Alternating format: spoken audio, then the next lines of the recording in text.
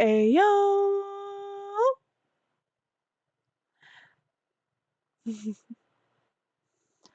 How are we doing tonight?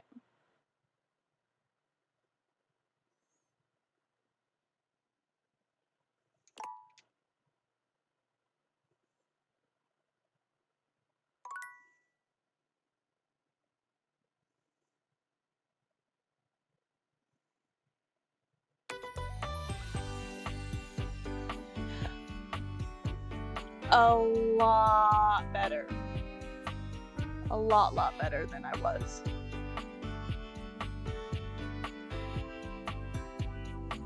Alright. Who's ready for some date everything?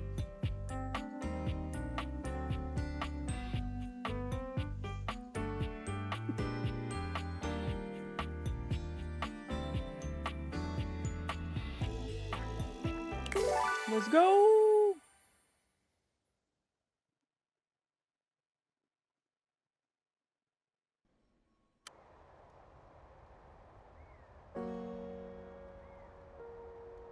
Alright.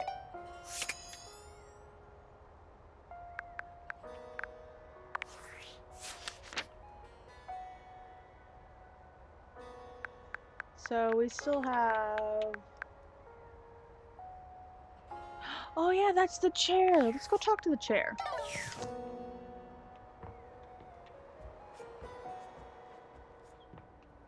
Parents. Love you.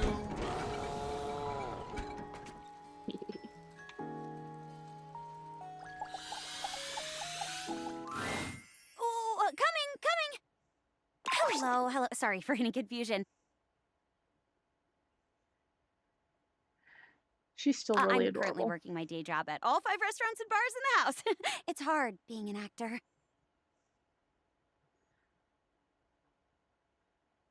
How are you managing that? Jeremy, Two Top just walked in. Coming!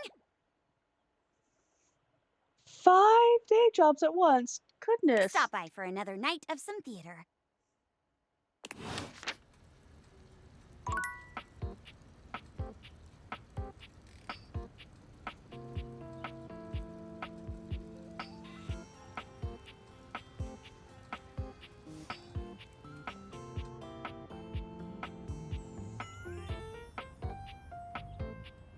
Do you think we'd get her if we get to talk to another piece of furniture?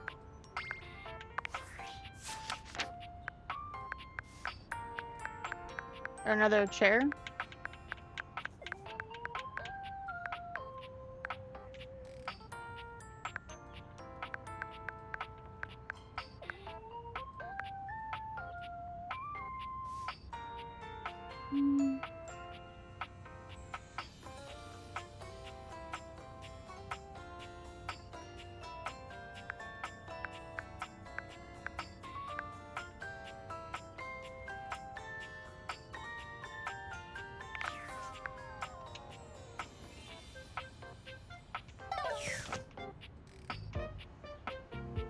Who do you want to talk to now?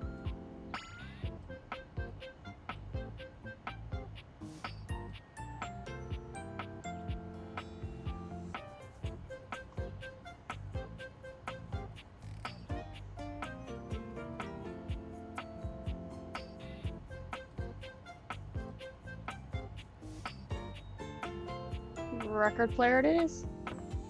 Just spin in a circle. Hi, Bodhi. The beautiful flapper you see before you stands in stark contrast to the strange music that plays when you turn on your record player. She is very beautiful. She's very bouncy. Where she seems sweet with an old-world sort of beauty, the music she plays is all kinds of wrong. It skips and goes from too fast to too slow. She dances to it all the same, swinging her arms and legs in time to the herky-jerky rhythm of some ancient record. Well, don't just stand there like a wet blanket. I love her voice. You get a wiggle on. Let's see you dance.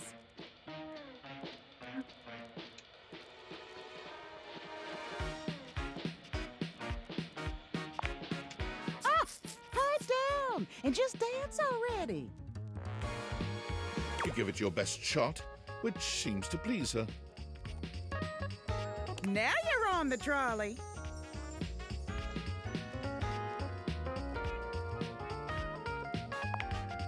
Exactly what I said. You're getting it.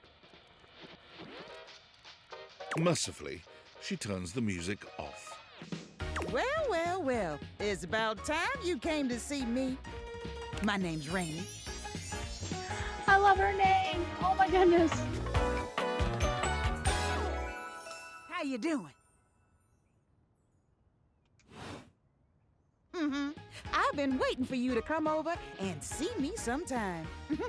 You've been all over this house, but you never come my way.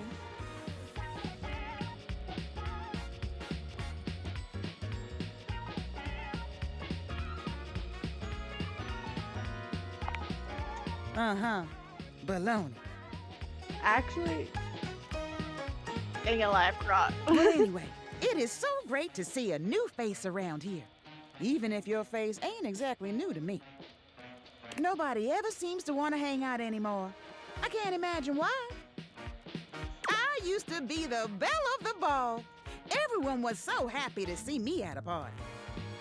Now it's always just me and my records.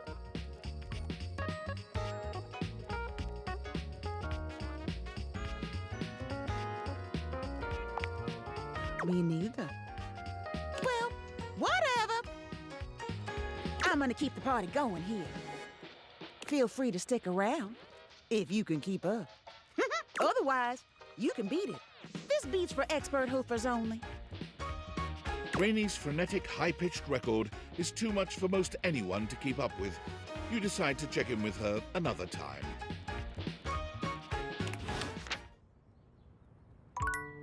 I like her. I like her a lot.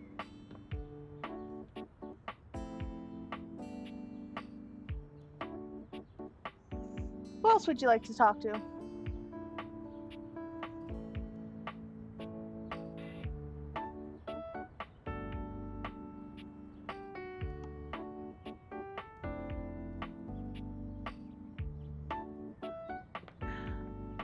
Gaia? We can definitely talk to Gaia. Hello again, my love. Got any traveler stories for me? Oh, I forgot that we were supposed to be doing that. I'm so sorry. Yeah, Really? I think so. Then go on then. Let's hear it.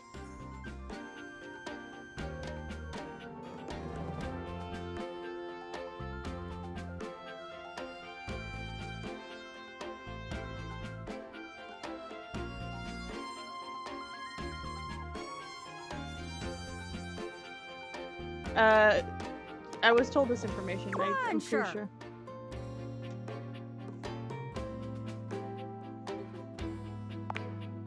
Okay, if you say so.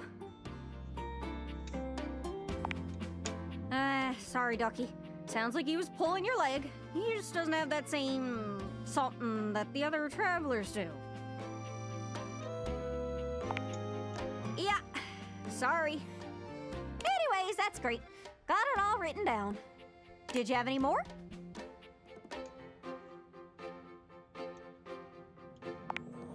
Okay, well, keep at it, friend. Thanks for checking in. I'll be waiting.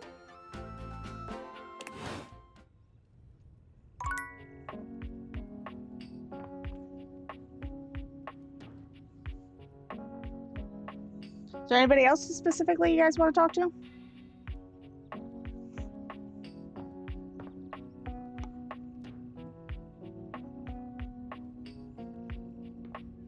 Otherwise, we're gonna go talk to Washford.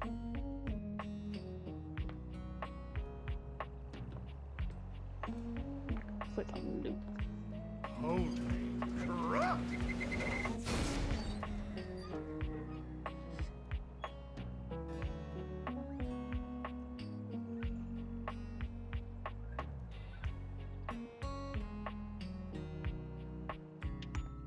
Washford! Oh, look. A fantastic red shirt. I imagine you want me to swoon.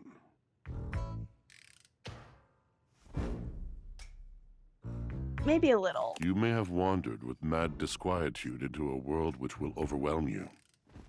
I must confess, there is a part of me which longs to see you drowned in it.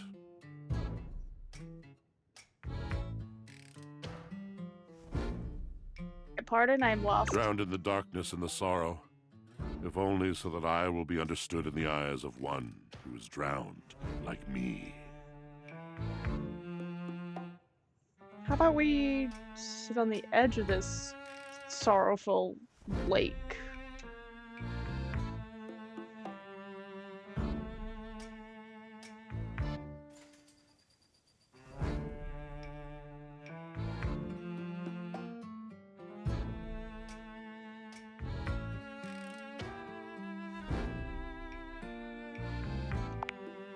I was. My God, I was. And the light and the darkness consumed us both. And time crept in this penitent crawl moment, to night, and I didn't notice. I have not enough breath in me to care for anything but this, for anyone but this, for anywhere but this now, my love.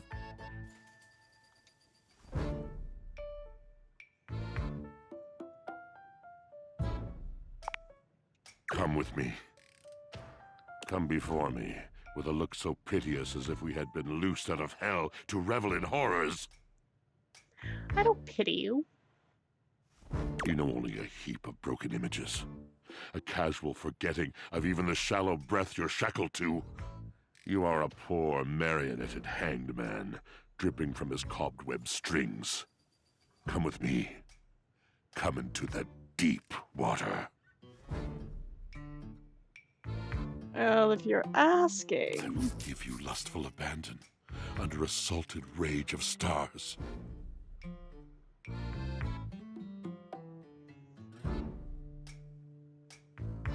I mean, you're asking. Who am I to deny?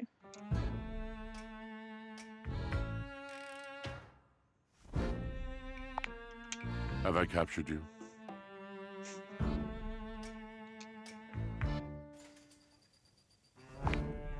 Love comes in so many forms, you see. It does not have to last forever to be true. We can be shattered in a moment as easily as in a lifetime. I can ruin you for an afternoon, and in the years to come, you will dream about your hour on the high cliff while you trudge through shadowed valleys. Anything real is an honor.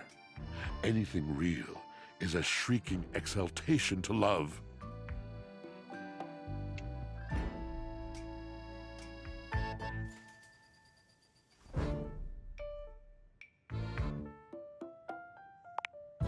Indeed. Now you must see, you must understand, that words are not just shapes on a page. Words are the conduit. Words are the channel. Through words, I can enlighten your mind. I can challenge your perception. I can touch your heart.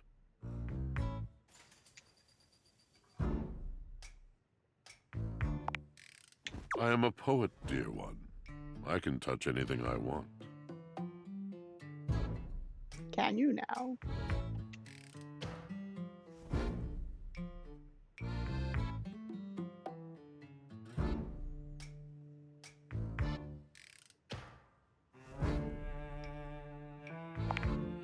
Tell me, do you know of Macbeth?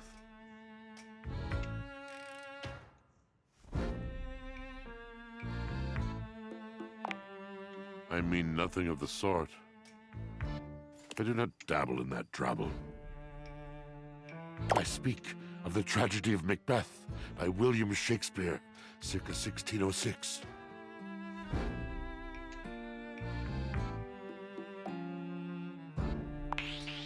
Ah. What do you think about it?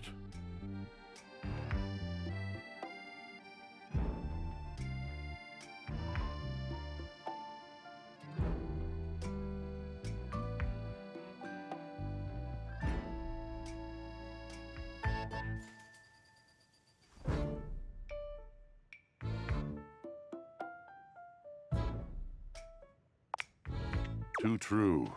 Too true. Modern drama is so soft, don't you agree?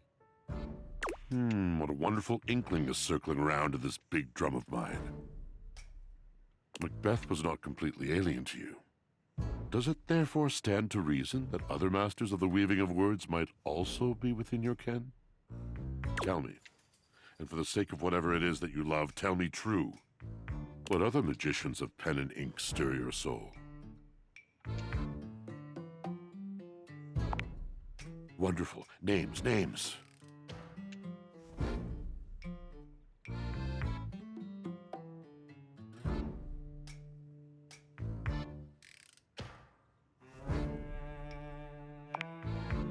Forgive me, I am confused. You were alone with 100 beers. Ah, strange title. I suppose I much prefer titles that tell you very clearly what you're about to participate in. The most excellent and lamentable tragedy of Romeo and Juliet. Clear, affecting. Now there was a truly gifted artist. I think if all I had to read for the rest of time was Shakespeare, I would survive. I'd like to say that I would thrive, but I would live fully. But that is unlikely. I have not thrived in years.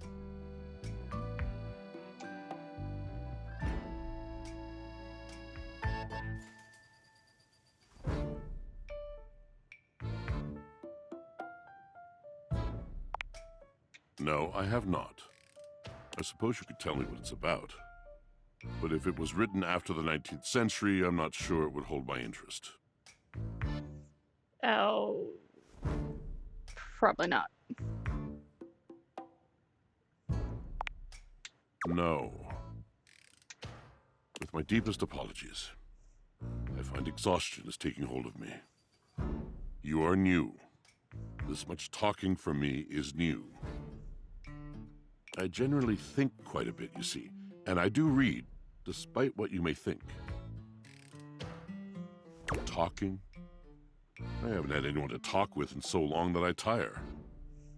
I tire easily at so many things these days. We'll work on that. Don't let this washboard physique fool you. I am not as young as I used to be. There is even a condition I've begun to suffer from recently. A strange circumstance in which... Washford looks deeply unhappy. He's hardly the cheeriest guy in the house as it is, but this is a new level. Ah, the old sensation. My affliction returns. This happens when it's much too dark, when I cannot see clearly. I cannot move. I feel heavy. I feel dark. The weight of the world on my drum, crawling over my eyes like some shadowed army.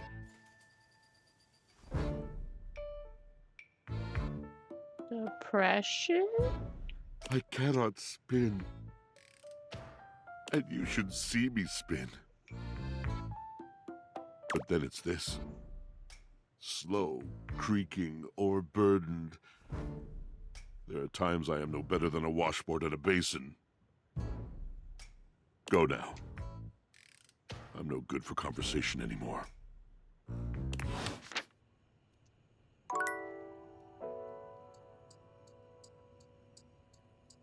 'Tis depressed, Washford. Enjoy. Take out that mouth guard. It's extreme makeout time.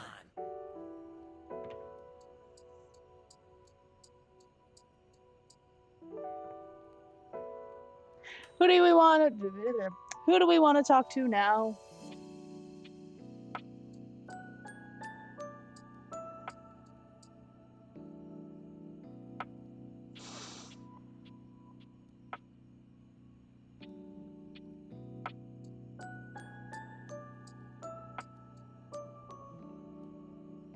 Surprise? Surprise! Harper and Dirk are, once again, arguing loudly. This time, however, they stop as soon as they see you walk up. You! I swear it wasn't me. You!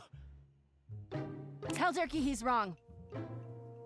Tell Harper she's wrong. You're both wrong. How am I wrong? You've created another reality in your head where I'm gangbanging hangers and about half the objects in this fucking house! That is reality. I just choose to forgive you because I love you so much, and you repay me by cheating on me and calling me crazy. He thinks I'm the wrong one here, when all I've ever done is love him. That isn't love! Tell him! Tell her!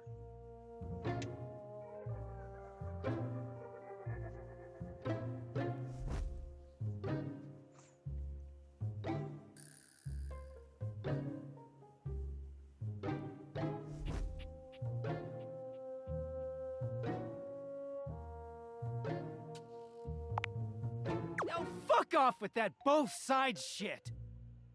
No, you're both wrong. Can you believe this, Turkey? I can't believe either of us thought you knew anything about anything! Just leave us alone. Yeah, get the fuck out of here! Dirk takes Harper's hands and looks deeply into her eyes. Nobody talks to my baby like that. They are unhinged. Oh, Turkey. Girl, you're caressing a sock. Dirk leans down to kiss Harper, who sighs and twines her arms around his neck. The two of them pay you no mind whatsoever. When Dirk finally speaks, he doesn't even look at you. Get out of here. I want to be alone with Harper. Oh, Turkey.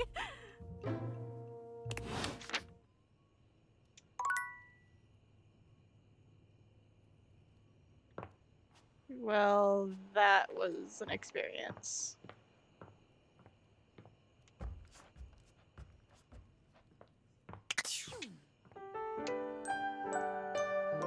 Think of who you want to talk to in the morning.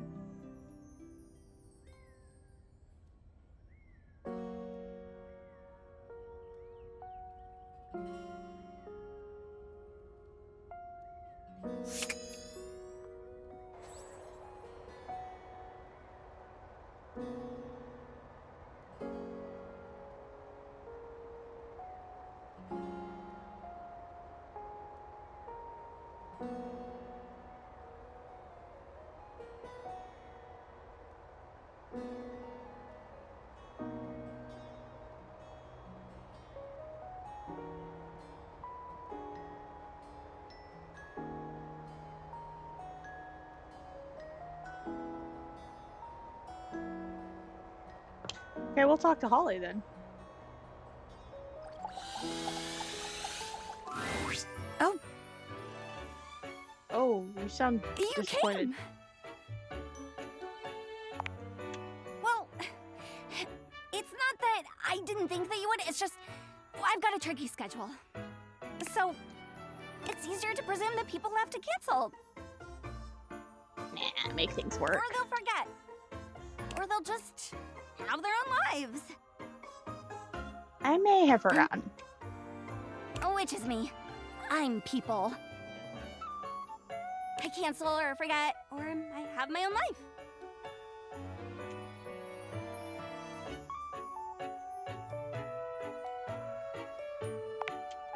I know, crazy, right? Blissmas miracle. Is it Blissmas? Exactly.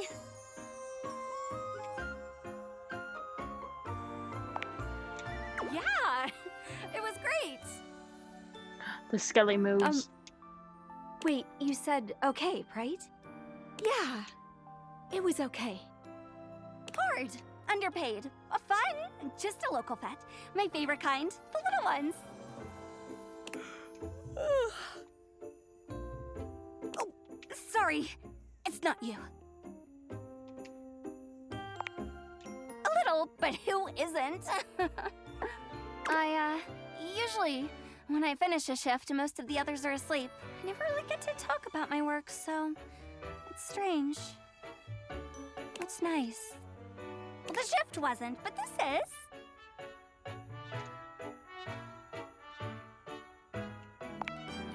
Happy to be helped. Ah, nice change of pace. Well, I'm a helper most of the time. Essential, so they say. But sometimes, when it's useful to say so. Sorry. Here I am complaining I never have anyone to talk to, and now I'm yawning in your face.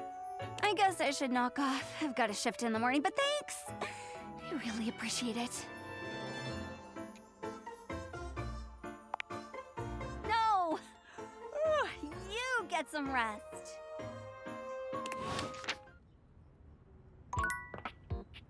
All right. Do you think of anybody to talk to?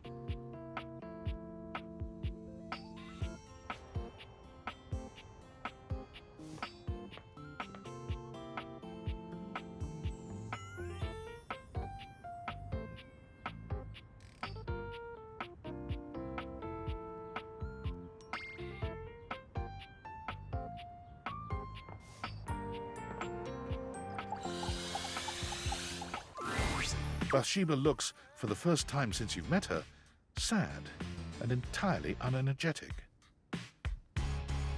She sighs when she sees you. Oh, hey. Oh, she is sad.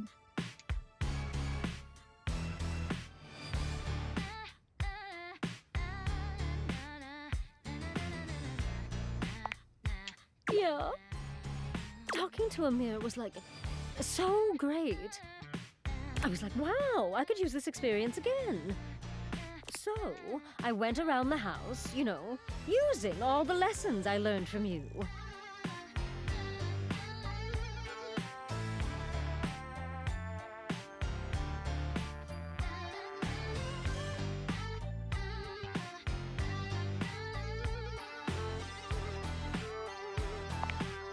Yeah. 1. Tell others they're being annoying. Oh. 2. Whenever you have something shady to say it. No. 3. Make sure your future friend compliments you constantly.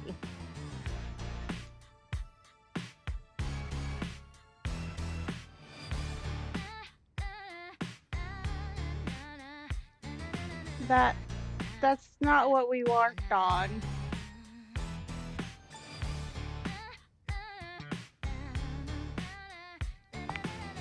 It didn't. And worse.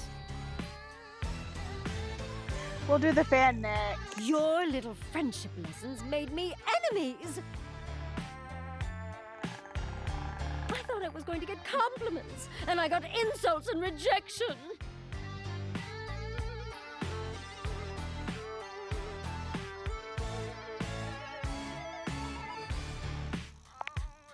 Her lip trembles as her eyes fill with tears. I don't! I really don't! I don't get it! Everyone around here is so easy to talk to, and they know just who I am. Well, most everyone is. I wasn't expecting the rest of the house to be so mean.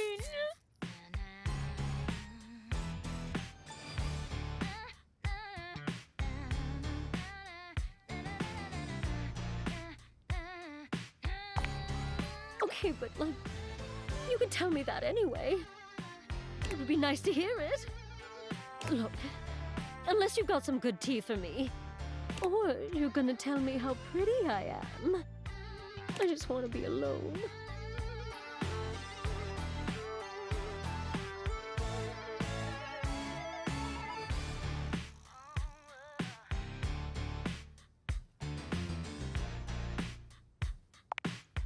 Oh, that is pretty good.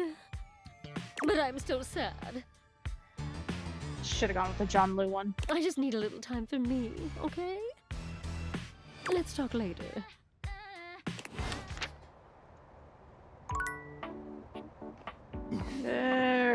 Sorry, Dorian. We're gonna talk to the fan now. You came! I can't believe it! Believe it. I'm so sorry. Look at me immediately getting all emotional, blubbering, and falling apart like some sort of lovesick idiot. Mm-hmm. Pull yourself together, Fantina. You're embarrassing yourself in front of your hero.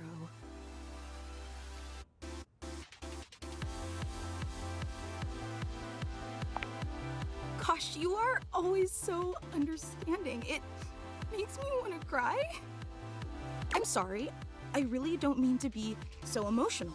I know it's too much. It's just that after our last interaction, I really thought I'd blown things with you for good, that we'd never have a chance to see each other again.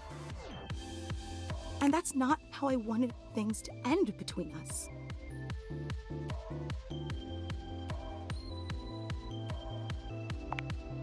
I'm so glad you feel the same way.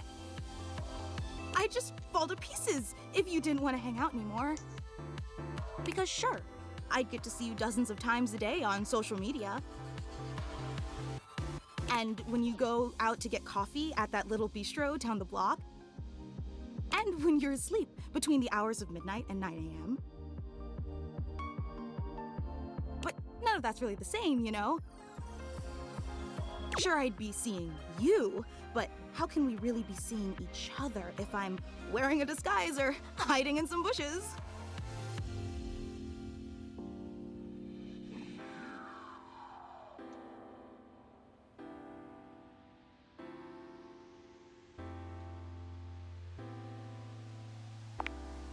Let's not focus on that.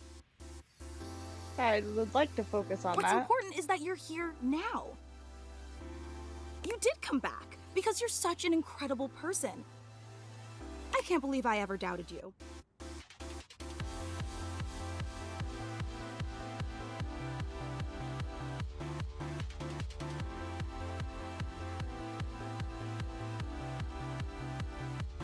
I'm not that. And always being so modest. I just wanted to say from the bottom of my heart, thank you for being willing to give me one more chance, even if I don't really deserve it. Yeah, she is really creepy, and the fact that she leaves the house? Hello? What? I recognize that I've been overly emotional, probably too sensitive, and let's face it, more than a little clingy.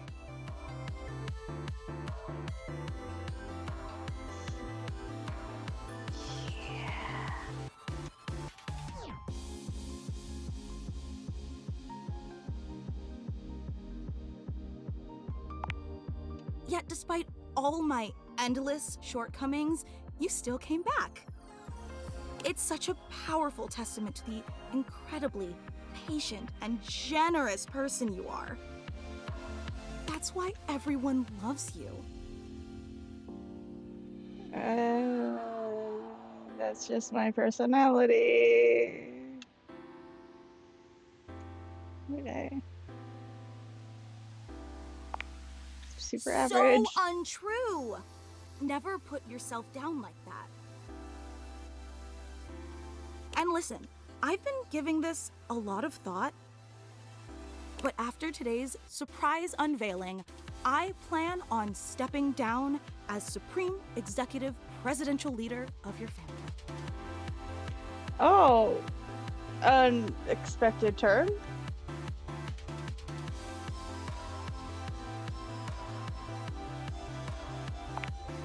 No matter how much I may value that office, I have disgraced it with my shameful behavior, and that's just not fair to you.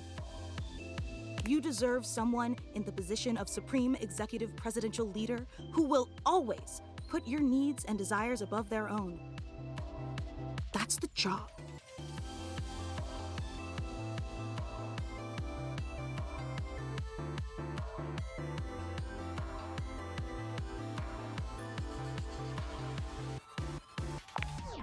But let's not dwell on that for now. I asked you here because today is meant to be a celebration. A celebration of the endless joy you've brought to my life and to the entire world.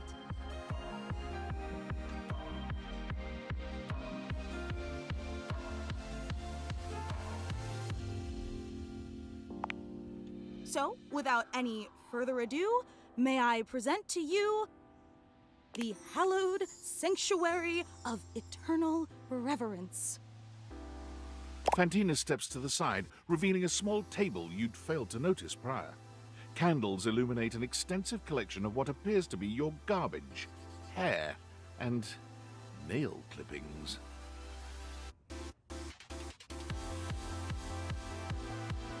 Am uncomfy. Do you like it? It's a shrine I built in dedication to you.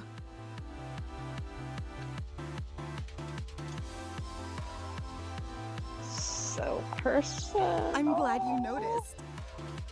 And here Gary thought it would be an extremely inappropriate gesture and weird you out, that instead of coming off as an affectionate tribute, it crossed the line from fan into stalker territory.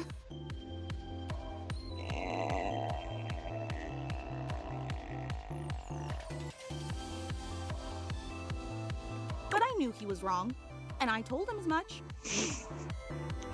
Yeah, Gary is right. Frankly, Gary was always wrong about a lot of things.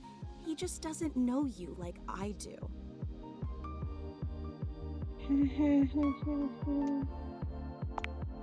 Can I tell you about it?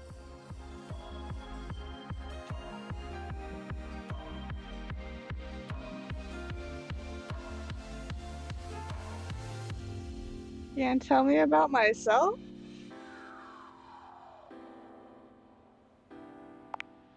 Oh, but there are so many details I need to explain. The hallowed sanctuary of eternal reverence was constructed as a holy shrine to your glory and benevolence, to spread the light of your truth to all the peoples of the earth, to make everyone feel as loved as you've made me feel.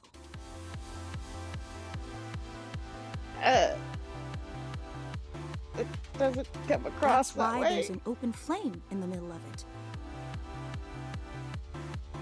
You should probably It put that burns eternally as my love for you burns eternally. out. Ooh, yeah, no, please put that out.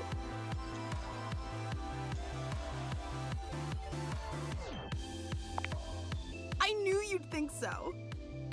And of course, the most important part of any shrine is the sacred relics. And I've gathered these sacred relics from all across the house.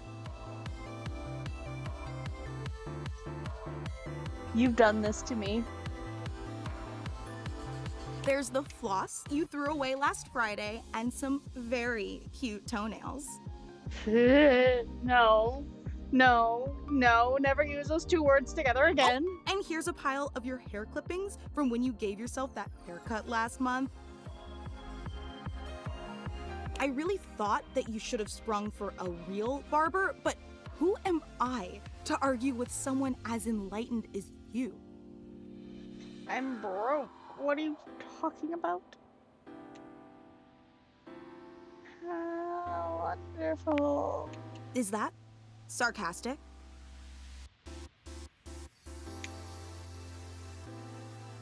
No. Oh, I see. So you don't like this either. Is that it?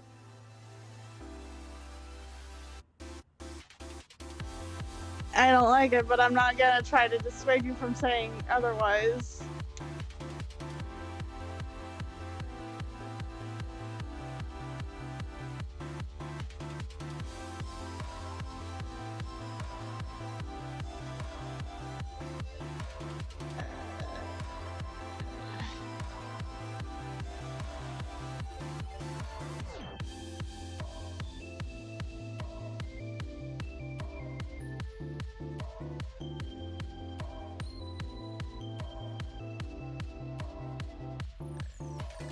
Not really, but You know, I really don't know what I'm supposed to do to please you.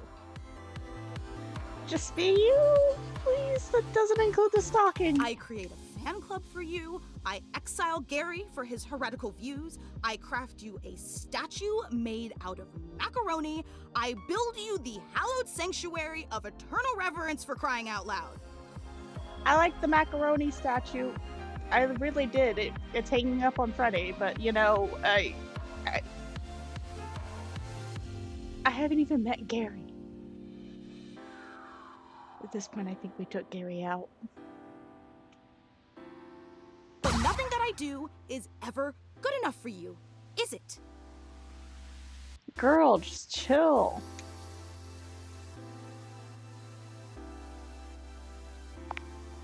Look, I'm not gonna drag this out. I've got more self-respect than that. More delusions than anything I've So encountered. I'm just gonna ask you here and now. Do you feel as strongly about me as I feel about you?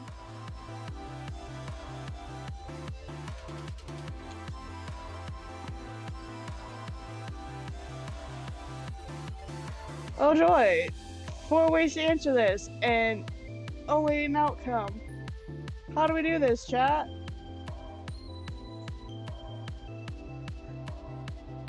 Yeah, I don't think Gary exists anymore either.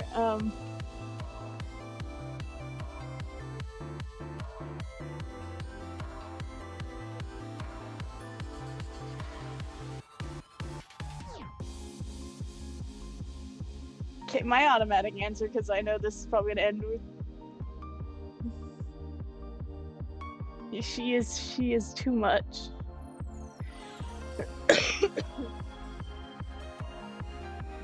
She is a lot of much.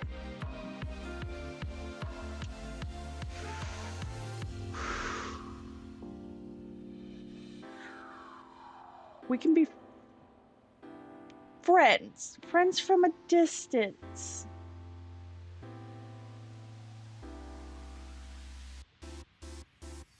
$20,000 distance. Well, that honestly makes a lot of sense. Although, all strong relationships go through rough patches, ultimately, isn't that what makes them strong? This isn't a rough patch. This isn't a rough patch. And frankly, because of this little kerfuffle, I know we'll grow even closer than we ever would have otherwise. In that way, this has all been a blessing in disguise, hasn't it? Oh, how wonderful! And in celebration, I'm going to reinstate myself as Supreme Executive Presidential Leader of your fan club.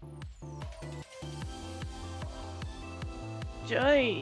After all, someone has to start putting together next week's meetup. No! No! Fuck! The most amazing thing I've ever seen.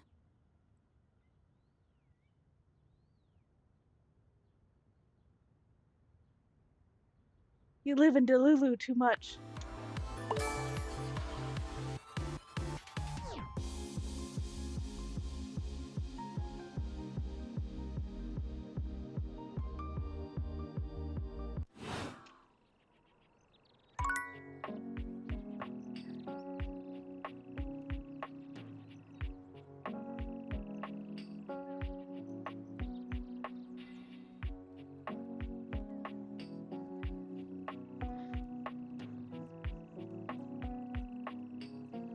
I'm gonna go talk to Mateo.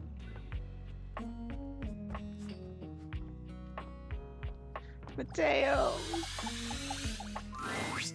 Hey, look who's here. Mateo's inanimal friends greet you with joyful barks and wagging tails. We've been waiting for you. Friends. Yes, you. You act like you've never had someone be excited to see you before.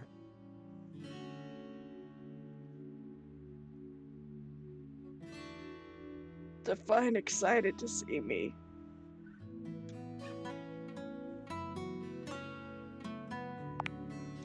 Well, better start getting used to it. You're stuck with us now. That is something I can get behind. I haven't had a chance to properly thank you for what you did.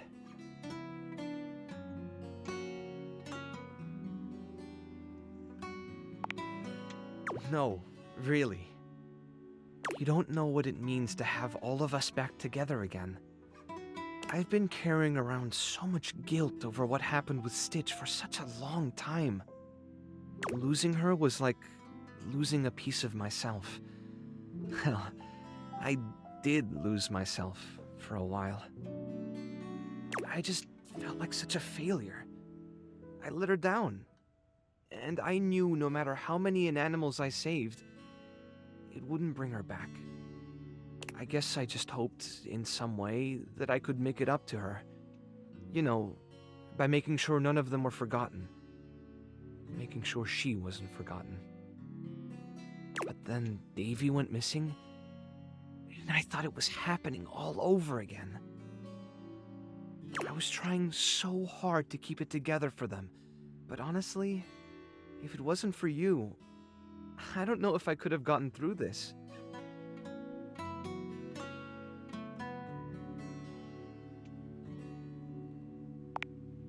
You gave me back that piece of myself. You brought my family back together. And more than that, when I saw you walking up with Davy and Stitch, I realized that you'd become just as much a part of what makes this place so special to me. Somehow, in the middle of all the chaos, you became family too. It wouldn't be the same without you, and I don't want to go back to missing a piece of myself again. I'm rambling again, I'm sorry. This isn't going as smoothly as I hoped. It was a lot easier when I was just practicing with the inanimals.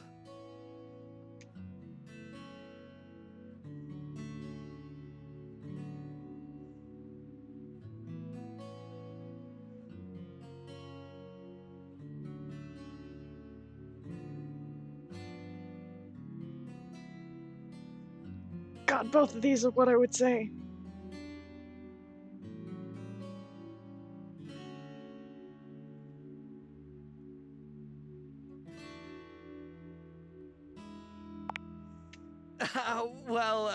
What I mean, what I'm trying to say is, I want you to stay here with us. With me. Yes.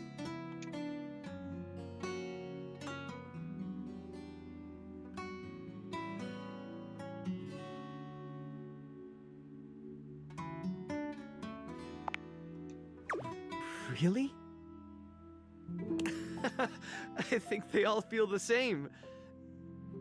And so do I. What?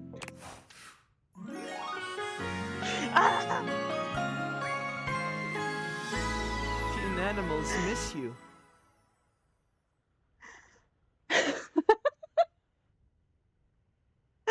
Oh. Well, that worked.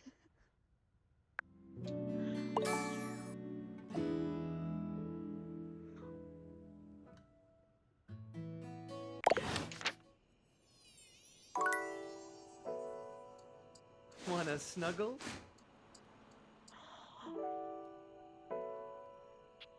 Yes.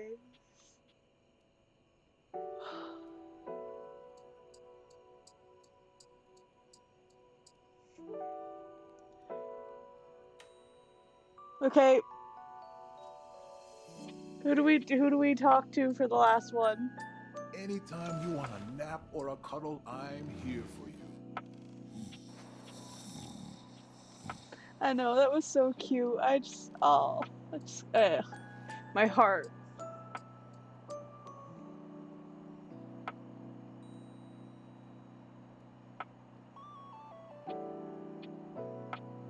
I'm smiling so much my face hurts now.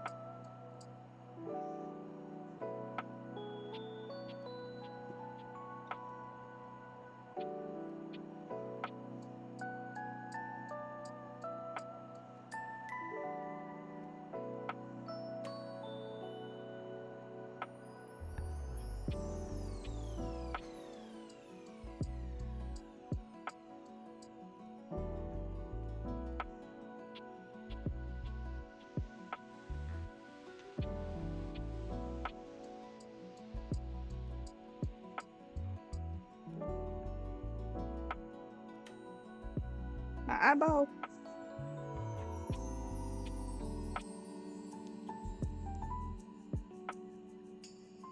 Oh, we can talk to Kopi, yeah. Kopi.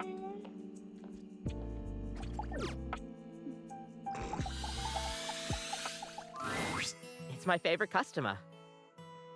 What can I get for you today?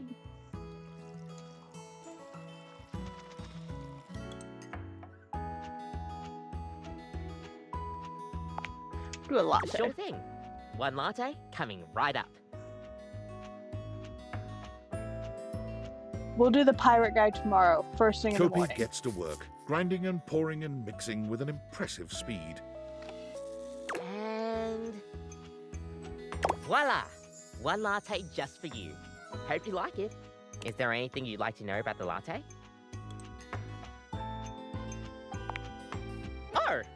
Well, a latte is your pretty standard coffee. It's a shot of espresso topped with steamed milk with just a touch of foam. Some people think it's basic, but I think it could be a hard coffee to pull off if you don't know what you're doing. If you put in too much foam, you're going to be making a cappuccino instead.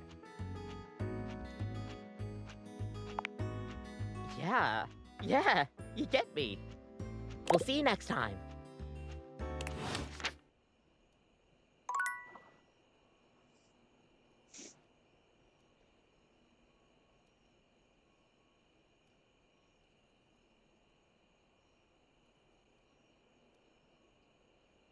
All right.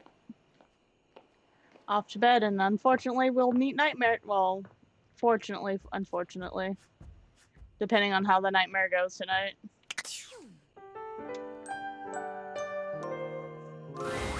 Last time, Nightmare just launched right into an unpleasant dream she prepared for you. But for some reason tonight, she hesitates. Hesitation. Whatever the reason, this could be your opportunity to get to know her better, or perhaps to swing your dreams in a more pleasant direction.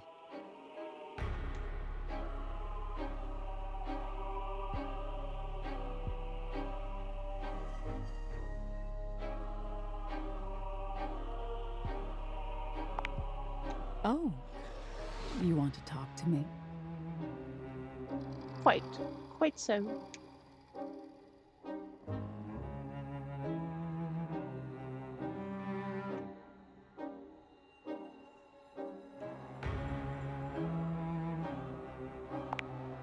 Oh. Well, sure. I guess we could for a little while. We've been talking about fear, and what your fears mean to you. Would you like to talk about more of your fears? I'd like to talk about you. Me. This isn't about me. It's about you. Maybe we should just talk about things you want instead. Tell me your deepest desires.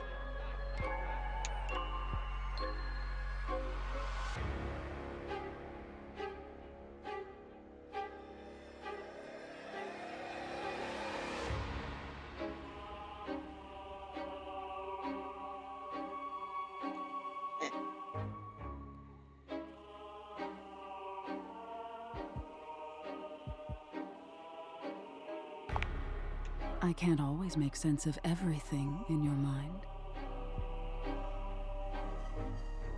You may love Nightmare, but there are things about Nightmare that just kind of... Yeah. There's all sorts of things in your head, you know. My brain is an enigma. And I can dig through them and try to make the best sense of it I can, but... Haven't you ever wondered why some of your dreams are so nonsensical? It's the ADHD. I can make anything scary. But the scariest dreams are the ones that stick with you when you wake. The ones that come from a place of true fear. Things that keep you up at night. So you telling me those things about your biggest fears, it was nice of you. You gave me the keys to really scare you. I guess. I'm not used to people playing along with me.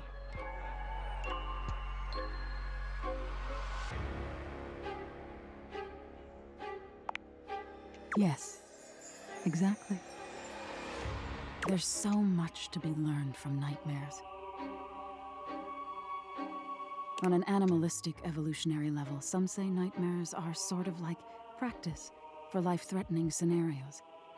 Others say nightmares are just your brain sorting through stressful events from your day. All pretty useful things, in my opinion. And yet, despite all the scientific advances humanity has achieved, no one really knows that much about me at the end of the day.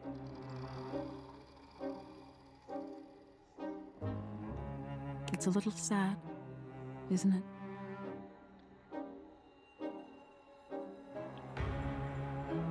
I won't lie, Nightmare is a little unsettling.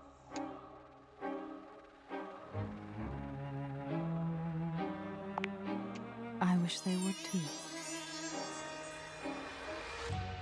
Can you imagine how much better the world would be if people actually paid attention to the messages in their dreams? Nightmare looks past you at something you can't see. Oh no. Look at the time. We've been talking so long. If I don't get started now, we won't have time to finish. You hear something dripping. Drip. Drip. Drip. You look up at the ceiling, then. Nightmare serves you some unpleasant imagery, but it's just not quite up to her usual standard. Something about her seems off her game. What could have happened? Perhaps you can ask her about it another night.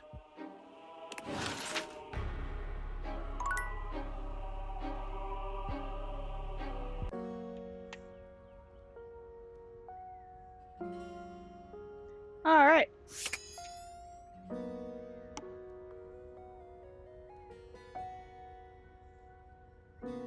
Who shall we talk to today? Oh wait, no, we're talking to Jacques first. First thing in the morning, Jacques.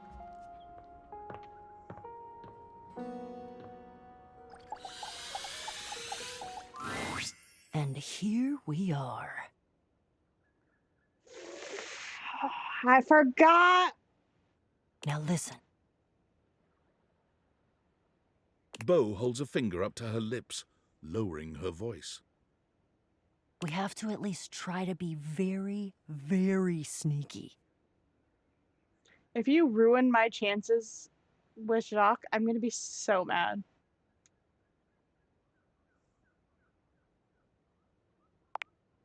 Precisely. Bo sets the scene for you with her hands, curling two fingers in the air like a pair of legs sneaking past. The goal is to sneak into the ship, sneak past Jacques, who will probably be sitting on the deck staring out at his plastic ocean. Then we sneak.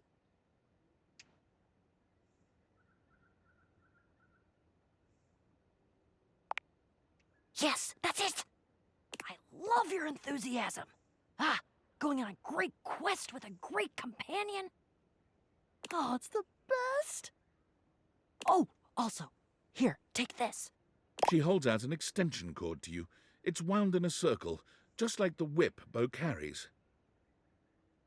Oh, don't give me this.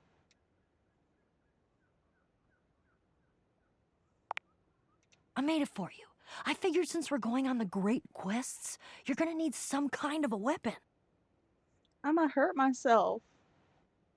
I'm a klutz. And I figured that something that doubles as a tool would be useful. And also, I don't know you well enough to trust you with a projectile. So, extension cord whip it is! You give me thing that hurts. So which hurts?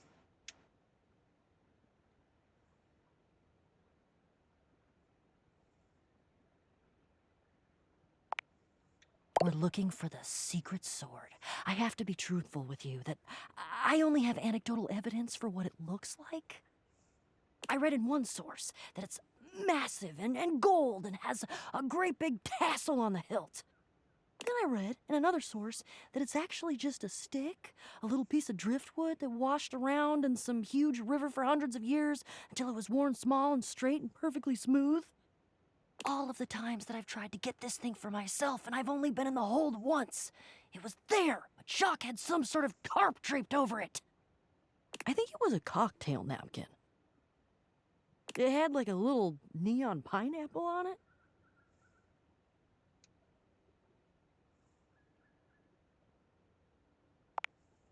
Oh, it all adds to the fun.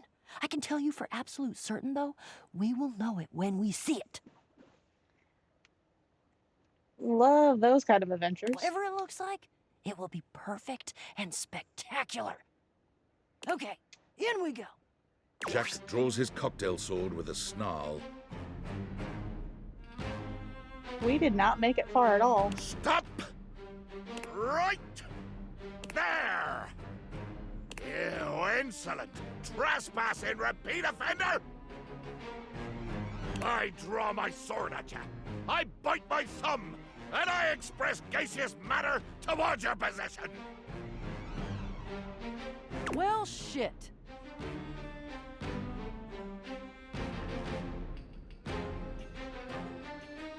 Well, we didn't get very, very far at all. Calm. Calm? You dare open your tag-along mouth to tell me to be calm?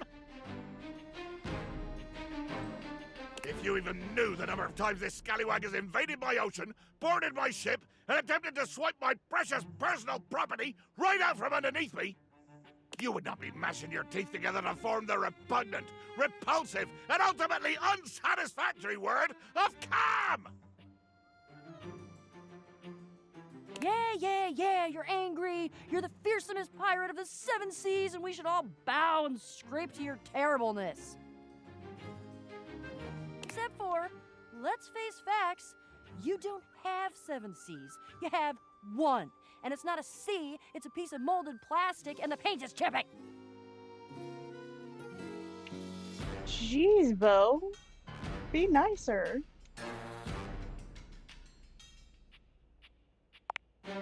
Yeah, but that's because I'm scrappy and crafty and cool. Jacques is delusional. There is a difference.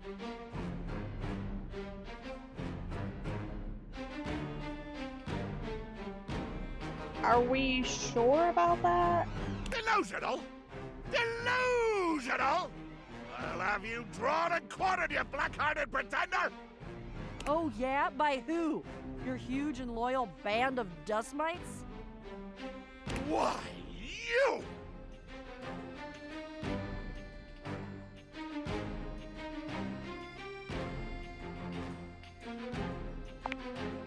Ha ha! And now we have the blessing of this young newcomer to do our damnedest to destroy each other. Fight, fight, fight, fight! What a lovely day this is turning out to be. Fight, fight, fight! Bring it on, Pipsqueak! I hope at least I get a few fun shots in before I crush you by accident. How dare you impugn my stature? Yeah, like I wasn't gonna go for the lowest hanging fruit in history. Rude! Fight! Fight! I'm a rapscallion, not a moron! How? A blow to the ankles, shriek, a slicing swing to the hip, debilitating you and bringing you crashing down to one knee. You pant, you beg, but I can see the fire of rebellion still burning in your eyes, and so... whammo! A down thrust with the force of a hurricane rains upon your shoulders, pounding your one supporting knee further and further into the unforgiving wood of my deck. You and Bo share a look.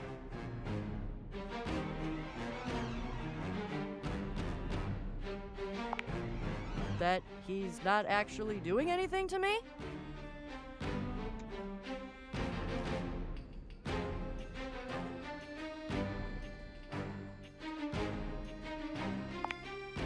Yep, I know. Best to just let him tire himself out, I think. Jack continues his little tirade, ranting mostly to himself at this point. I dance around your prone and bloodied body, calling down the righteous rage of the gods upon this would-be thief, this erstwhile criminal. This embarrassment to the designation of legitimate illegitimates. I crush your fingers one by one under the heels of me shining boots. I bathe in the glory of your anguished moans.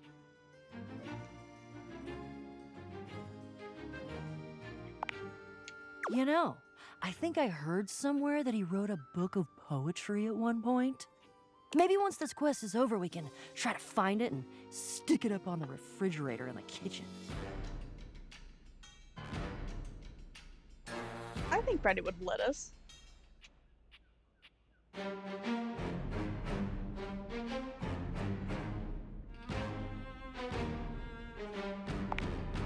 Yeah, let's change the channel. Jacques? Jacques? Jacques pointedly ignores Beau, placing his hands over his ears. I cannot hear you.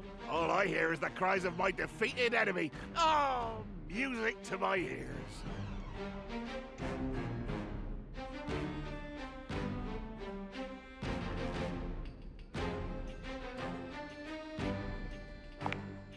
What?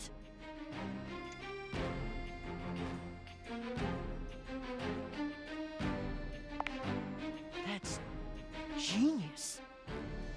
I hate it, but it's genius. Jacques! Oh, mighty villain! Oh, fearsome predator of the deep, you have indeed vanquished me! I lie defeated, humbled and shrunken at your feet. I pray for nothing but the grace of your mercy upon this unworthy wretch. Grant this cretin the boon of one last audience with your great awfulness. Well, this is taking turns I wasn't expecting.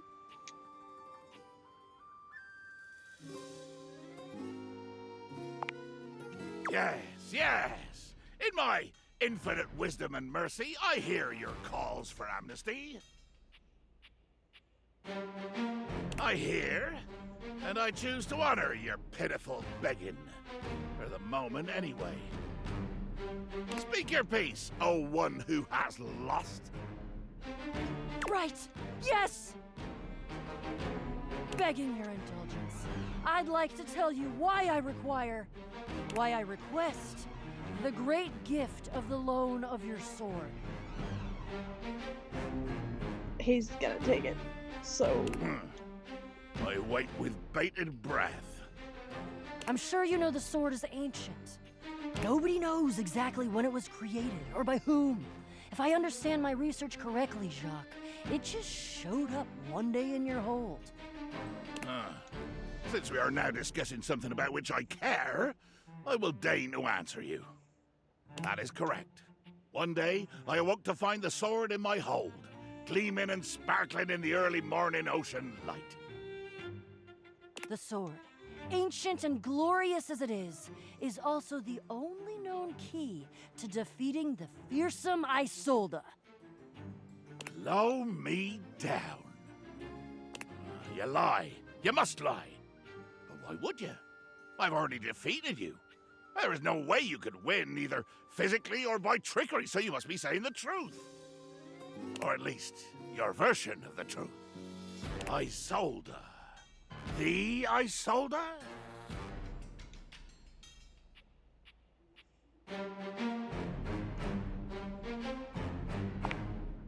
She is a mighty and intrepid thief.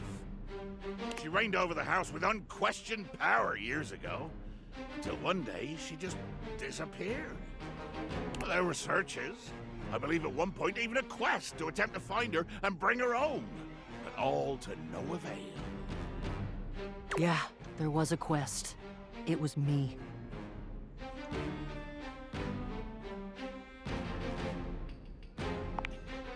But that's not what we're talking about right now. Jacques, the sword is the key. Without that sword, I cannot fight her. I cannot return her quarry to its rightful place. To be honest, without that sword, the greatest adventure of my existence ends right here, on the deck of your ship. Follow me. Jack doesn't even wait for your answer before pushing past you and Bo. He doesn't bother turning as you call after him.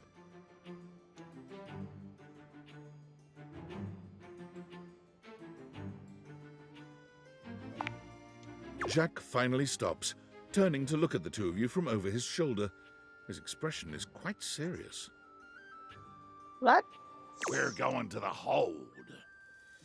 Ooh. Jacques leads you to a place deep within his ship, looking at you and Bo with a grave expression. This is my inner sanctum.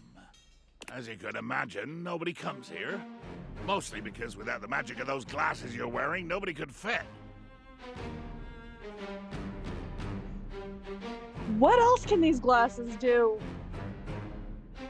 With two hands reverently on its sanctified cover, I slowly, dramatically slide the silken fabric off of the altar.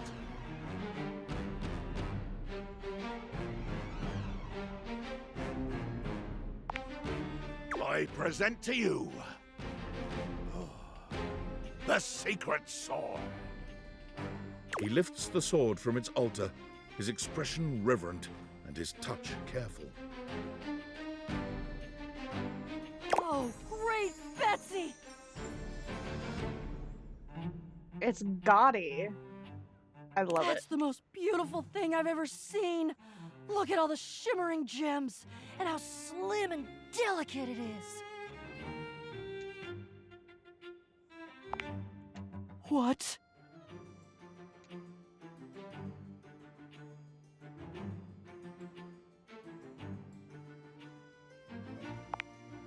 Gasp!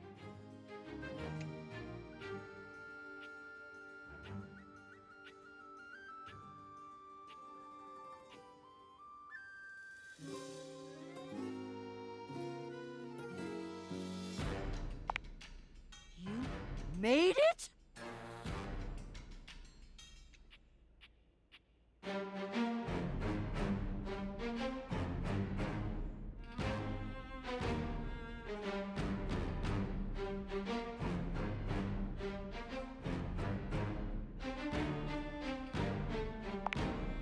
Jacques' face twists into a furious expression, his voice nearly cracking with the bubbling rage of your perceived insult. You lie! You lie!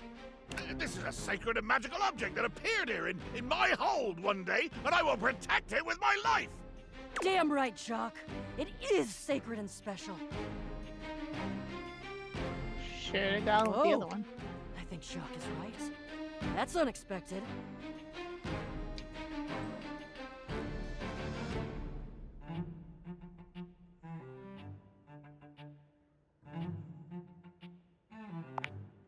I don't know that I'd call that progress. That would imply that we had a goal toward progress, which we don't. I don't think. He needs to agree to give me the sword for... No, but give?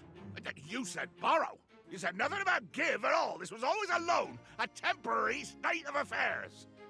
But fortunately, or unfortunately, depending on your perspective, it is not just a simple matter of loaning you my single most precious possession. You see, I am going with you. What? It is super cute. Also, this has just got a lot more complex.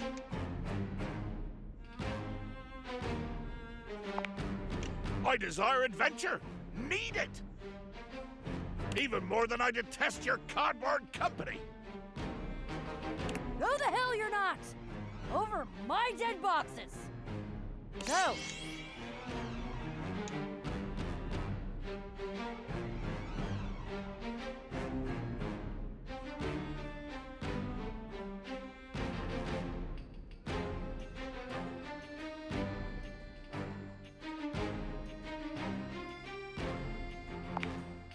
Child, you have no idea just how much bottle I can be.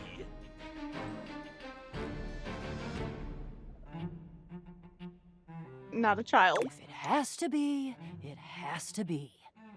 I'm gonna go get my quips ready, though. Because this is the biggest adventure of my entire life, and I'm sure as hell not gonna miss it. Onward! To the boxes!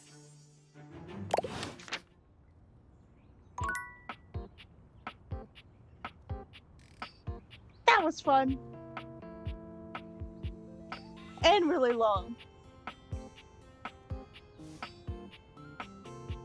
Who shall we talk to now?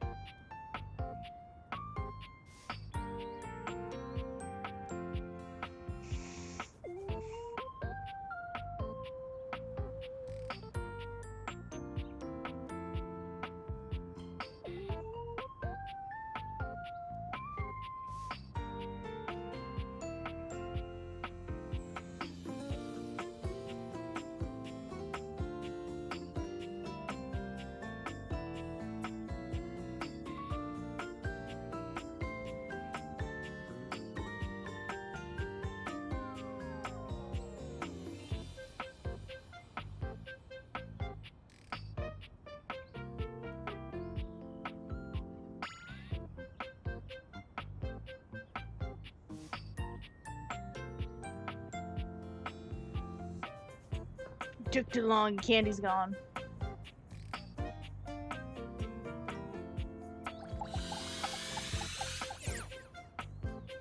Dante? Alright. What do you know? The little pickup embryo is back for another lesson. I just realized the pun. And I'm hurt on a physical level. I hope you're ready for some more complex pickup strats.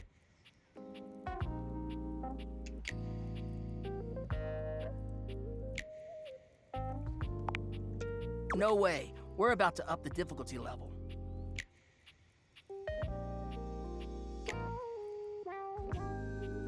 Last time we worked on what do you do if you have mutual interests like a show or a band. But what about if you don't have a ton in common right away? How do you get to know them then? What do we talk about? Interests and... Yes! Before you decide it's a boring tactic, just think about it. Sometimes small talk is a great fire starter. And look, I know not everybody is instinctually great at chit-chat, but like any great skill worth having, it requires attention and practice. So, let's say you were meeting me for the first time at a friend's party. What's stuff you can observe about things going on around us, or about the situation happening? Let's roleplay, shall we?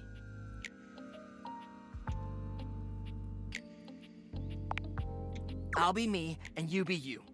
But you know what I mean. We're acting out the scenario. Okay, so I'm just standing around. Oops, oh man. Now we just happen to be standing next to each other, and we don't know each other at all.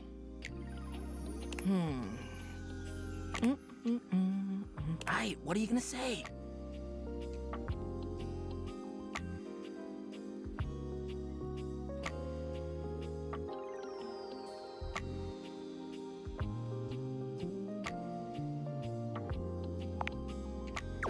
Alright. A little stiff, but you're onto something, homie. Damn. Great question to start out with. It's relevant to where we are. It's a good jumping off point. Dope. Anyways, back to the roleplay. Oh! I know them through our job. They're a great work friend. Always reliable.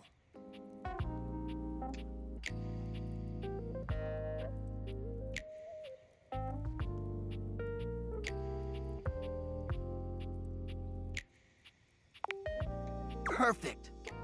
You're showing an interest in what they do for a living or whether or not they actually like their job. At least you're learning more about them. We'll end there. But you're doing hella well, little Cinder. Proud of you.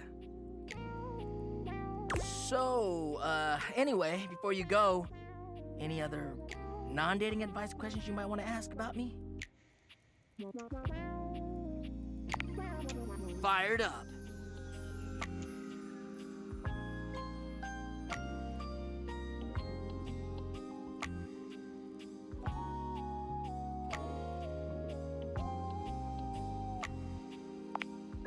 Well, it's about actually making sure you build a friendship with a prospective partner. Humans are out here getting into situationships and they don't even think about actually accepting their partner for who they are. Like, no, you ain't gonna change a person to your whims just because you think they're hot and want them. You don't get to change how they are to suit you.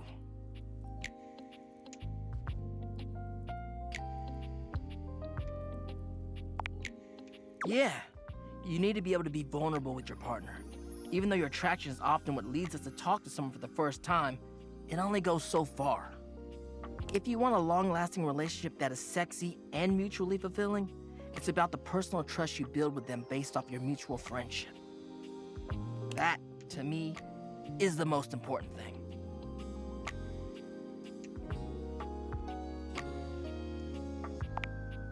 You mean hearth? Thanks for the chat. I'll see you at the next lesson, huh?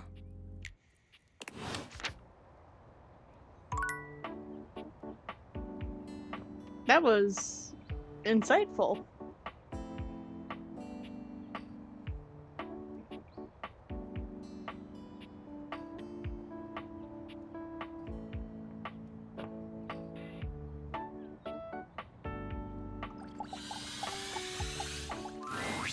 Hey there, you want to watch some TV? Oh, wow, that's a real surprise. You know, being here in the living room, there's all kind of fun stuff to do here that ain't me. Sure, I might hold your drinks for you, but you got so many fine options. Kelly's always got all kinds of programs on. But I guess you know all about that. Saw you two talking just the other day. Connie's another great way to spend your time here.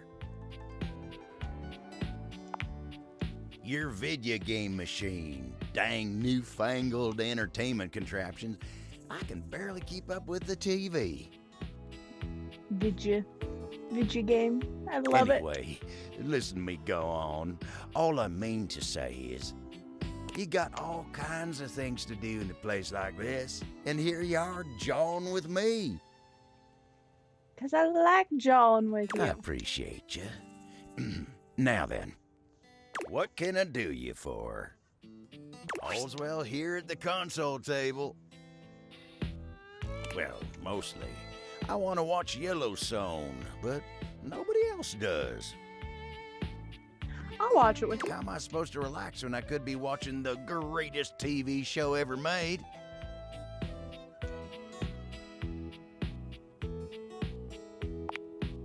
Listen to this. A hard-working pair of jeans has to balance life in the dresser, sharing a border with other pants and USB cables.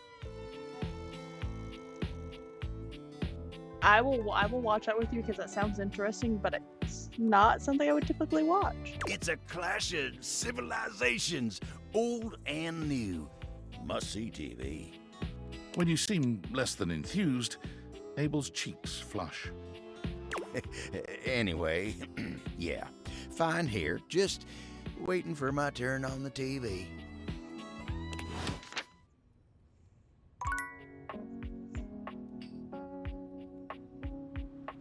I would watch that with him.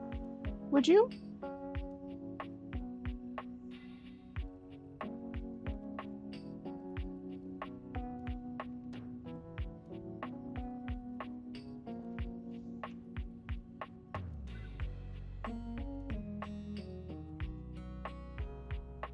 Good.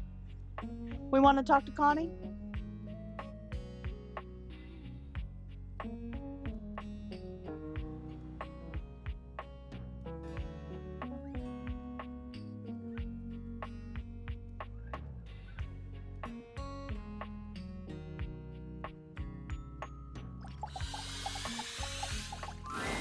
The game console turns on.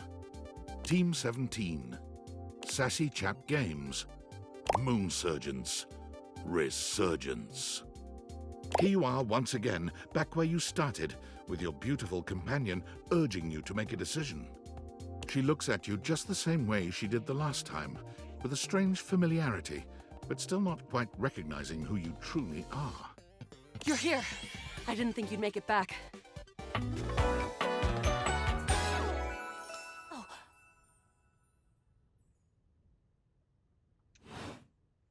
Which way do you want to go?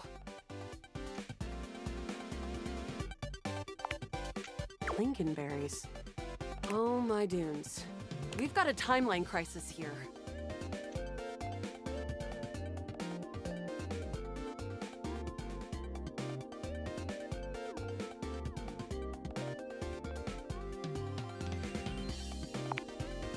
Makes sense. Maybe a million times.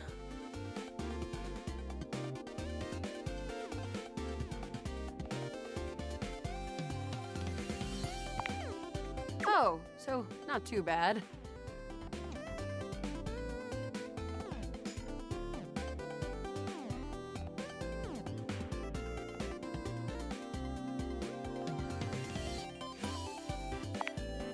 Well, timeline crisis always are. Come here. Let's find a place to hide from these scraps while you tell me what to do. Luna grabs at you, and you both wiggle through an open fence near some scattered power grid structures. Just tell me where to go.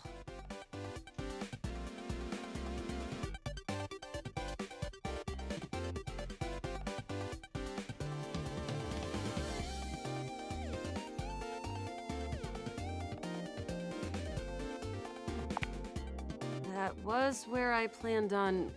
Luna is shocked to see something nearby flash. That's a Krisny box. Right by the Essner transformer? Oh, we need to go Yeah, there to get Essner those Co. made them. glasses. Perfect for adapting electricity for low grav. Luna opens the box to find a pair of futuristic goggles, which float and spin in the air in front of you both. These are Mark II Xeno goggles. An incredible upgrade. I'm keeping these. Happy accidents, huh?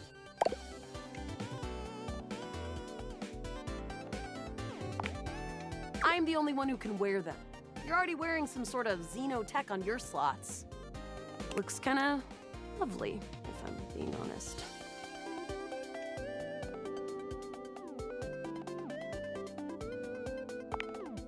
Huh. Might be into that. After the part where Celine goes full transcendental.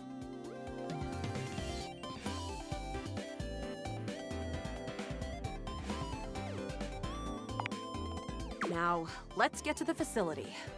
After a short walk, you find yourself standing in front of a bullet-ridden metal door, way out in the middle of the cold, grey landscape. This is the entrance I've never seen anyone use. With my chalk picking skills, we'll have this open in no time.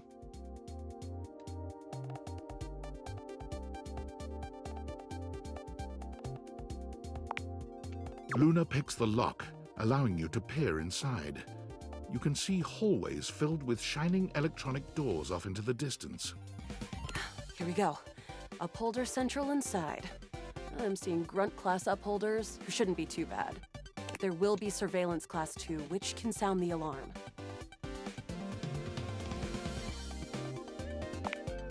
Why? That will drastically reduce my combat capabilities.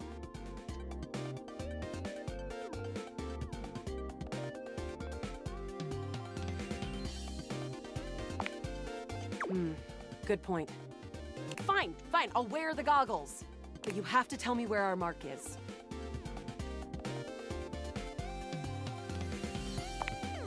Got it. Luna puts on the Xeno goggles and enters the compound, cautious and alert for the first sign of trouble. I can see so many more wavelengths now. And you're right. There's an assassin class about 7 Bezos away. We can get the drop on him.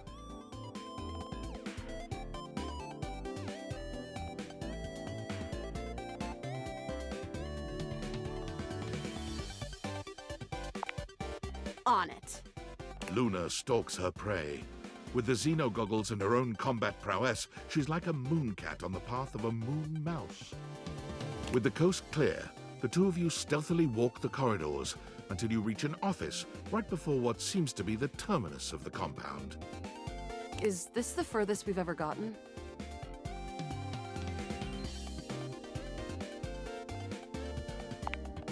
Excellent. Right now, we've got a chance to get ready before the battle against Celine. There's a workshop table here and we can get crafting, or go straight to the final battle. We need to craft.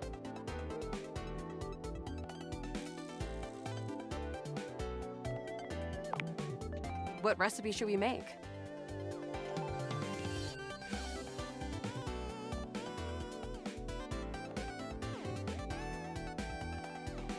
Oh, did we lose shit?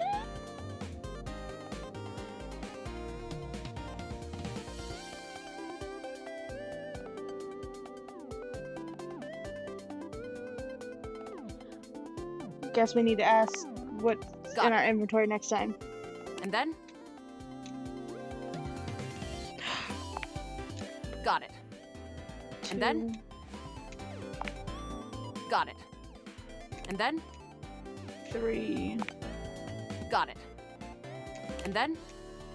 4. Got it. And then? Got it. And then? 1. Got it. 2. And then? All right, let me just put them together and... We did it! A harmonic stratospire! Ooh.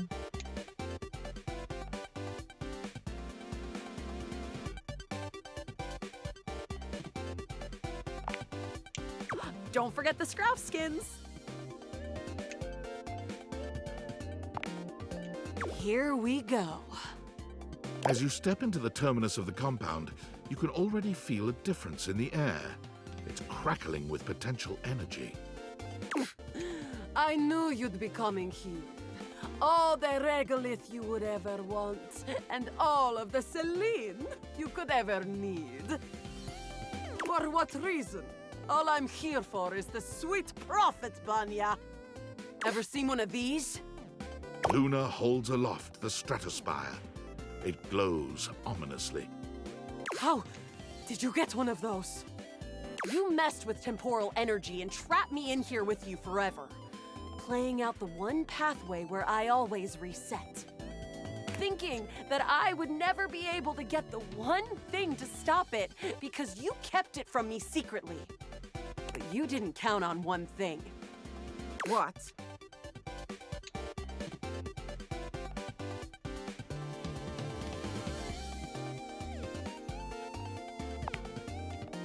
The NPC? Oh, I never thought he was anything special.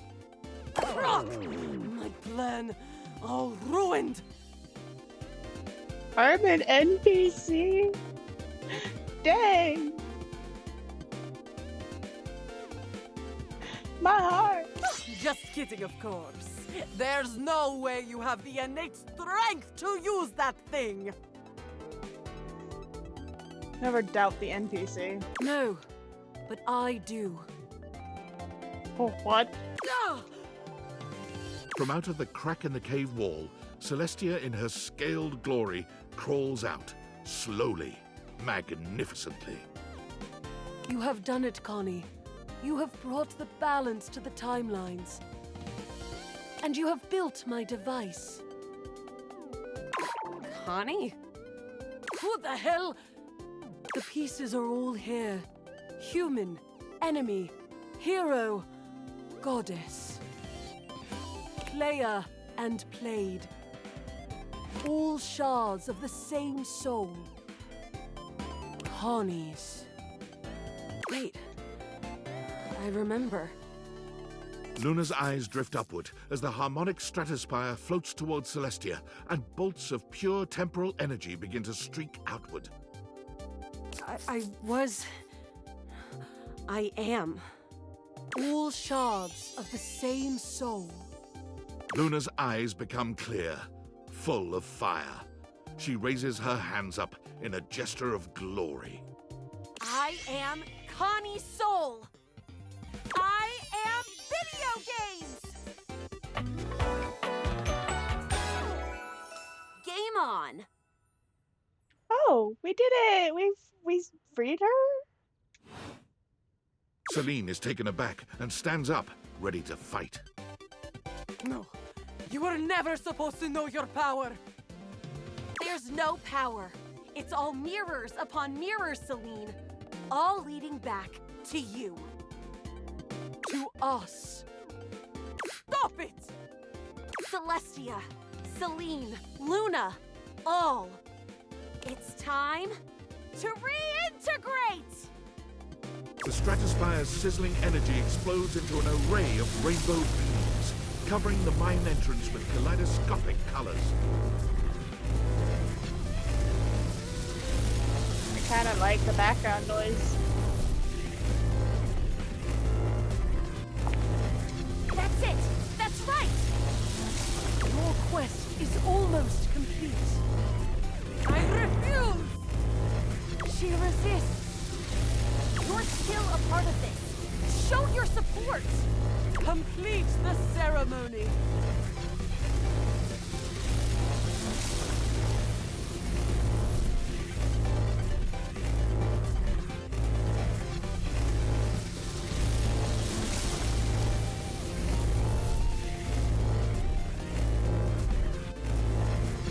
I don't know. What am I? What?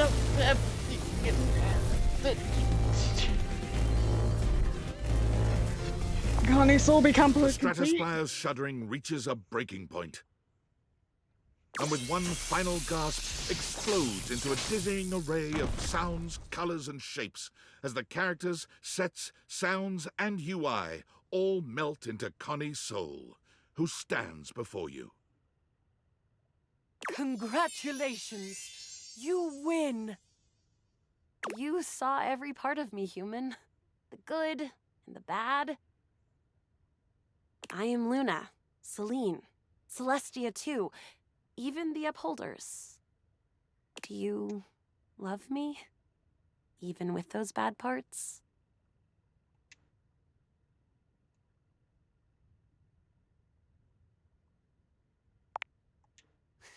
You're right. Thank you. Hopefully you'll be my player forever. I won't forget you. Thank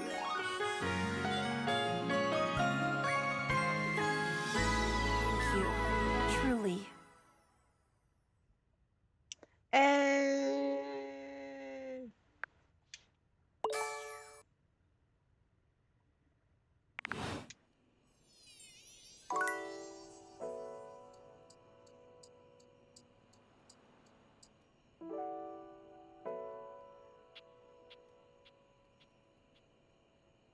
Alright.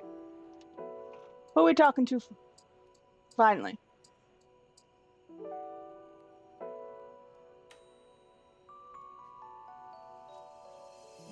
Who's our final individual?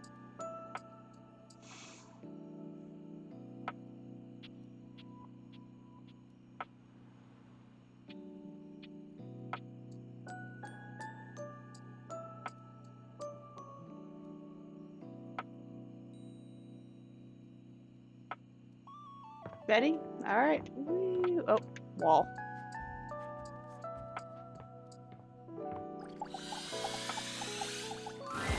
It feels strange to walk into your bedroom with so much tension in the air. After all, this is where you go to relax and recharge.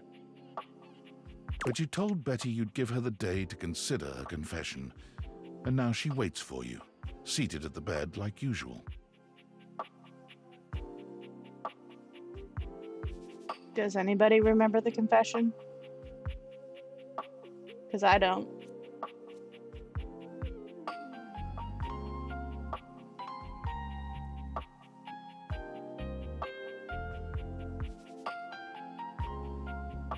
You're struck by the realization that no matter what happens here, everything will change from here on out. Well, we're gonna wing it. Thank you for coming. I hope you got a good night's rest.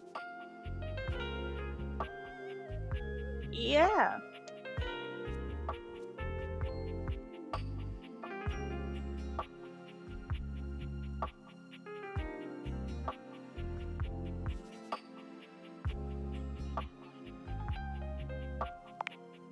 Oh, thank you for saying so. We're just winging it. We're just winging it. I slept even worse than I normally do these days. I had too much on my mind. And there's too much at stake here. I suppose there's no point in beating around the bush here, is there? What do you think? Of me? Of the idea of us?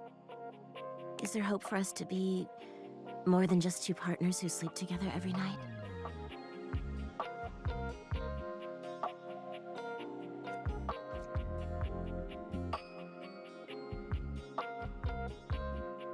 Yes. Oh my god, really? You really feel the same?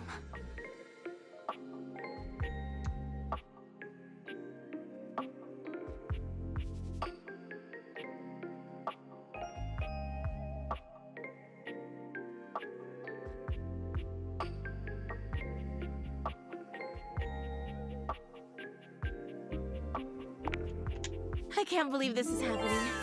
I always thought this was a fantasy I'd take to the junkyard.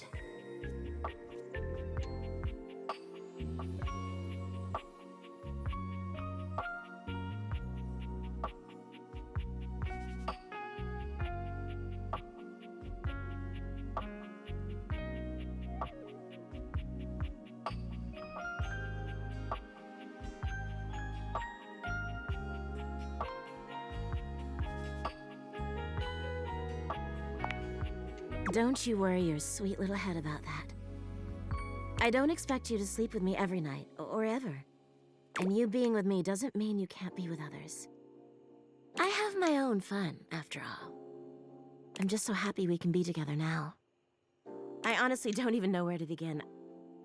I feel like I know you so well, but I want to get to know you better. And you must want to know me better. After all, I've only ever been a place for you to lay your head at night. You've never seen me for who I truly am until now. Tell me what you want from me, my love. All I want to do is make you happy. Honestly, I don't know.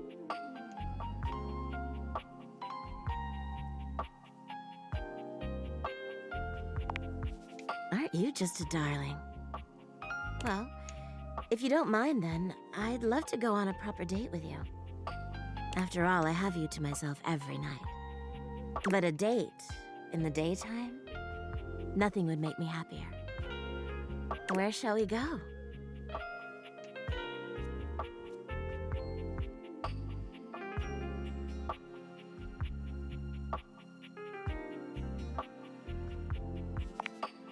Ooh, I love the sound of that. As you walk through the house with Betty on your arm, you attract quite a bit of attention. Eyes are on you in every room, or so it seems. It's nighttime, but we're on a date for daytime. Did I break the timeline continuum again? For her part, Betty seems deeply pleased to be seen with you. She smiles at some, she waves at others. Sometimes, she seems like she wouldn't be out of place on a parade float. But when you finally arrive in the kitchen, you're mostly alone. Ooh, what's this now? Candelabra, go away! It's exactly what it looks like, honey. You two, creating scandal together? Creating ambiance. A little more than that, I hope. My. A bed, bedding their owner? How truly scandalous. I'ma melt you down. What a titillating bear you make. Feel free to tell the entire house. Ooh, and shameless to boot. Enjoy, lovers. Don't do anything I wouldn't do. Uh-oh. That's not much, is it? Ah!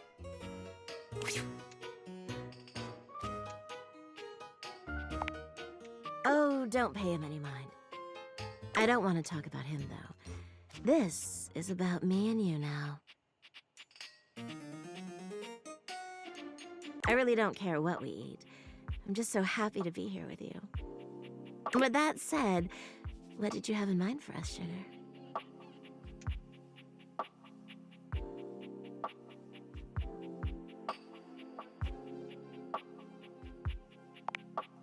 Oh my.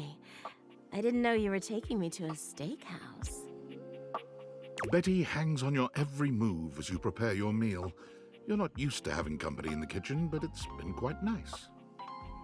Every slice, every stir, every sprinkle of seasoning has Betty enraptured. You've never felt like such a culinary god, even if you know you've got it in you. It's hard to resist showing off for Betty just a little. Ooh, what are you gonna do with that meat, baby?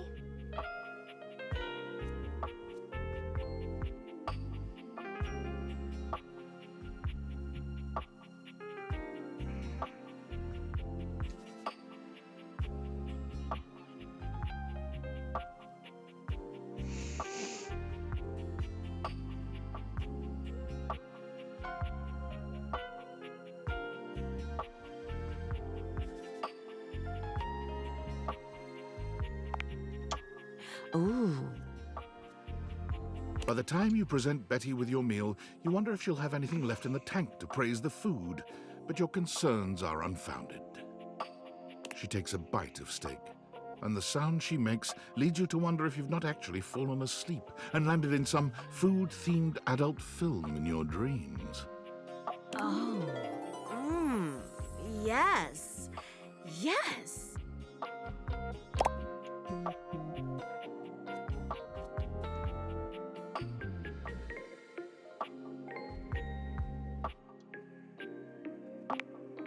Consider me pleased, sugar. You really are good with your hands, aren't you?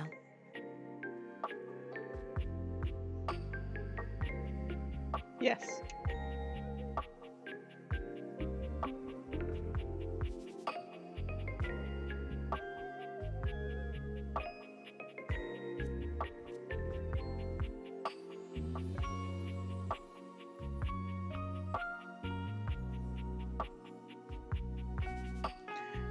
Full send it.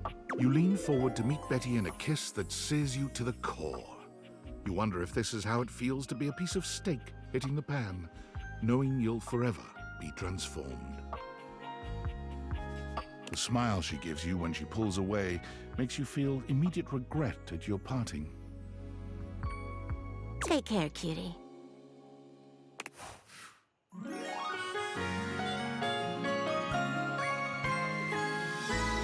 Aren't you just a dream come true? Look, we did it.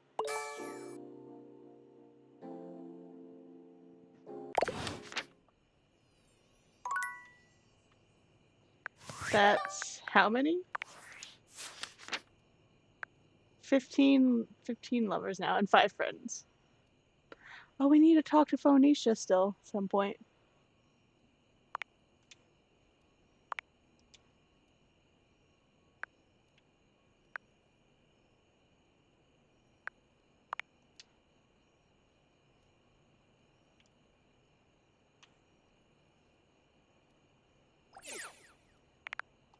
Look, I'm super excited about getting all of these loves.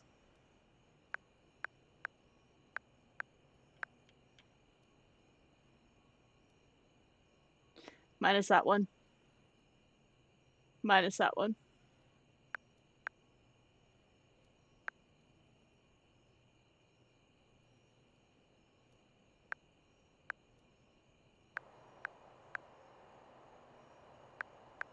Stella will always be my biggest regret.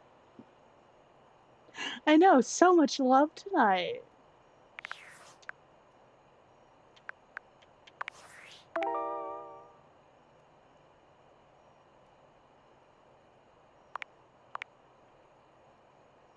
Still haven't figured out how to do this one though.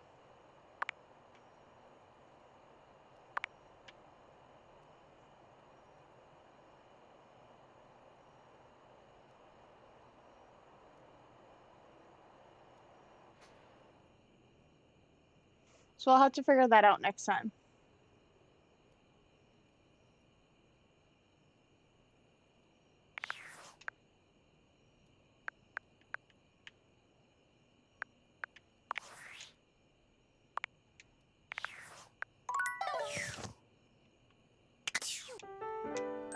Alright.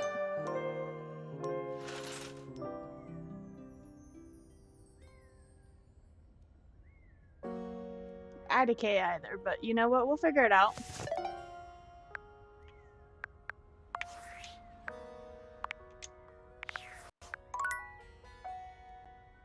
We'll get there. Alright, but you know what time it is. Thank you guys for stopping by.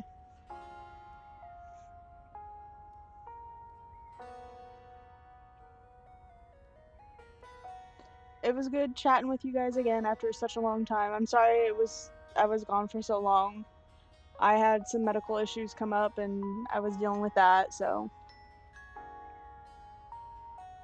But I'm better now. So, don't have to worry about that anymore. But you know what time it is. Be kind, everybody. And I shall see you again real soon.